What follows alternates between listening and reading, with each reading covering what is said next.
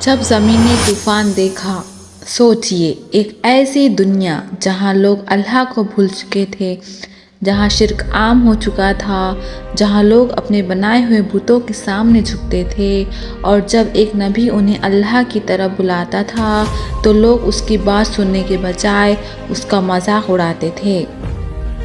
لیکن پھر اللہ کا فیصلہ ایسا آیا، آسمان سے پانی برسا، زمین سے پانی پھوٹ نکلا اور ایک ایسا طوفان آیا جس نے پوری ایک قوم کی دنیا بدل دی۔ یہ کہانی ہے اللہ کے عظیم نبی حضرت نوح علیہ السلام کی، ایک ایسی نبی کی جنہوں نے اپنے قوم کو صرف ایک دن، ایک سال یا کچھ سال نہیں بلکہ 950 سال تک اللہ کی طرف بلایا۔ لیکن سوال یہ ہے، اتنی لمبی دعوت کے بعد بھی ان کی قوم نے کیا کیا؟ اور وہ کون سا واقعہ تھا جس نے نوح علیہ السلام کو کشتی بنانے پر مجبور کیا؟ آج کی کہانی اسی عظیم امتحان کی ہے۔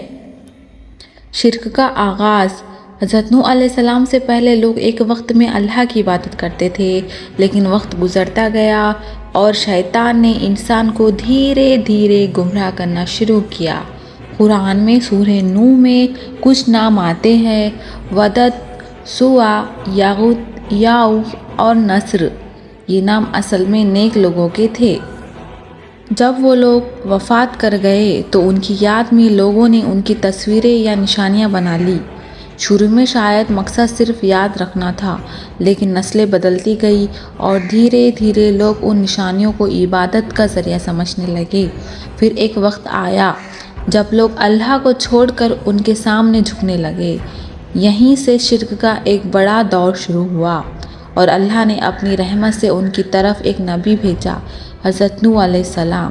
نوح علیہ السلام کی دعوت۔ حضرت نوح علیہ السلام نے اپنی قوم سے کہا، اللہ کی عبادت کرو، اس کے سوا تمہارا کوئی معبود نہیں، میں تمہارے لیے ایک کھلے طور پر ڈرانے والا ہوں۔ انہوں نے اپنی قوم کو ہر طریقے سے سمجھایا، کبھی کھلے عام تو کبھی چپکے سے، تو کبھی دن میں کبھی رات میں۔ سورہ نوح میں نوح علیہ السلام کی دعوت کا ذکر ملتا ہے۔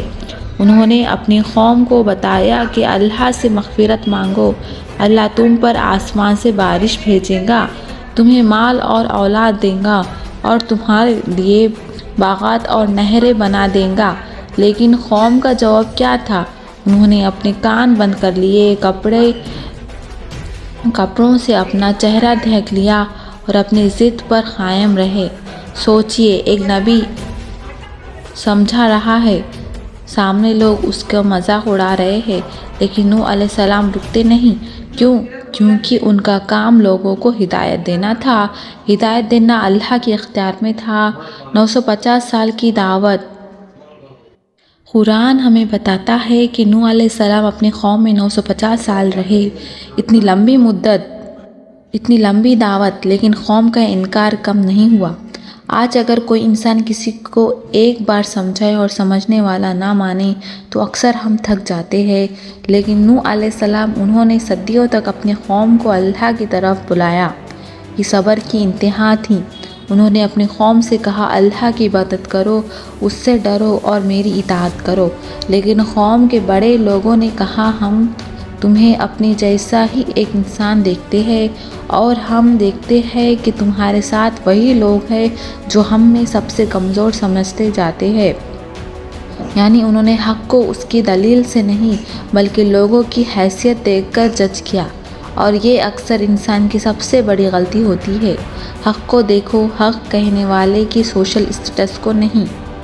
آخرکار وہ وقت آ گیا جو اللہ نے نوح علیہ السلام کو بتا دیا کہ ان کی قوم میں اب ایمان لانے والا نہیں ہوں گے سوائے ان لوگوں کے جو پہلے ایمان لا چکے تھے۔ نوح علیہ السلام نے اللہ سے دعا کی اور اللہ نے انہیں حکم دیا، کشتی بناؤ۔ سوچئے، ایک ایسی جگہ جہاں سمندر نظر نہیں آ رہا اور ایک نبی کشتی بنا رہا ہے۔ قوم کے لوگ گزرتے، ہنستے، مذاق اڑاتے، کہتے، نوح، یہاں کشتی بنا رہے ہو، کیا یہاں سمندر آنے والا ہے؟ لیکن نوح علیہ السلام کو یقین تھا کہ اللہ کا وعدہ حق ہے۔ لوگوں کا مذاق انہیں روک نہیں سکتا تھا۔ وہ کشتی بناتے رہے۔ طوفان کا آغاز، پھر اللہ کا فیصلہ آ گیا، آسمان سے مسلسل بارش ہونے لگی اور زمین سے بھی پانی پھوٹ نکلا۔ پانی بڑھتا گیا اور بڑھتا گیا۔ نوح علیہ السلام کا حکم دیا گیا کہ کشتی میں ایمان والوں کو سوار کرے اور جانوروں میں سے جوڑوں کو بھی سوار کرے۔ پھر کشتی اللہ کے حکم سے چل پڑی۔ لہریں پہاڑوں کی طرف اٹھ رہی تھیں، ہر طرف پانی تھا، ہر طرف تباہی تھی، لیکن کشتی اللہ کی حفاظت میں تھی۔ نوح علیہ السلام کا دل اپنے قوم کے لیے دکھ سے بھرا ہوا تھا، اور پھر ان کی نظر اپنے بیٹے پر پڑی۔ وہ کشتی سے باہر تھا۔ نوح علیہ السلام نے پکارا، اے میرے بیٹے، ہمارے ساتھ سوار ہو جاؤ اور کافروں کے ساتھ نہ رہو۔ لیکن بیٹے نے جواب دیا، میں کسی پہاڑ پر چڑھ جاؤں گا، وہ مجھے پانی سے بچا لے گا۔ نوح علیہ السلام نے کہا، آج اللہ کے فیصلے سے کوئی بچنے والا نہیں سوائے اس کے جس پر اللہ رحم کرے۔ اور پھر ایک لہر دونوں کے درمیان آ گئی اور وہ بیٹا ان لوگوں میں ہو گیا جو ڈوب گیا۔ یہ واقعہ ہمیں ایک بہت گہری بات سمجھاتا ہے۔ صرف رشتہ انسان کو نہیں بچاتا، ہدایت اور ایمان ہی اصل نجات کا ذریعہ ہے۔ طوفان کا خاتمہ۔ پھر اللہ کے حکم آیا، آسمان سے کہا گیا اپنا پانی روک لے، اور زمین سے کہا گیا اپنا پانی نگل لے۔ پانی کم ہونے لگا، طوفان ختم ہونے لگا اور کشتی جوڑی پر ٹھہر گئی۔ ایک ایسا طوفان جس نے ایک قوم کی طاقت، ان کا مال، ان کی شان، سب کچھ ختم کر دیا، لیکن ایمان والے اللہ کی رحمت سے بچ گئے۔ یہاں ایک بہت بڑا سبق چھپا ہے۔ انسان اپنی طاقت پر کتنا بھی گھمنڈ کرے، آخرکار سب کچھ اللہ کے حکم کے نیچے ہے۔ نوح علیہ السلام کی دعا اور اللہ کی رحمت۔ طوفان کے بعد نوح علیہ السلام نے اللہ کی طرف رجوع کیا۔ ان کی زندگی ہمیں بتاتی ہے کہ نبی بھی اللہ کے بندے ہیں، وہ بھی اللہ سے دعا کرتے ہیں، اللہ سے مدد مانگتے ہیں اور اللہ ہی پر بھروسہ کرتے ہیں۔ نوح علیہ السلام کا واقعہ صرف ایک پرانے زمانے کی کہانی نہیں، یہ ہمارے لیے ایک وارننگ ہے۔ جب پوری دنیا ایک طرف ہو اور حق دوسری طرف، تو حق کو مت چھوڑو۔ اگر لوگ تمہارا مذاق اڑائے تو صبر کرو، اگر لوگ تمہیں اکیلا چھوڑ دے تو اللہ کو یاد کرو، اور اگر تمہارے پاس صرف اللہ کا بھروسہ ہو تو سمجھ لو کہ تمہارے پاس سب سے بڑا طاقت ہے۔ دوستو، حضرت نوح علیہ السلام کی کہانی ہمیں 3 بہت بڑے سبق دیتی ہے۔ پھر سبق صبر۔ پہلا سبق ہے صبر۔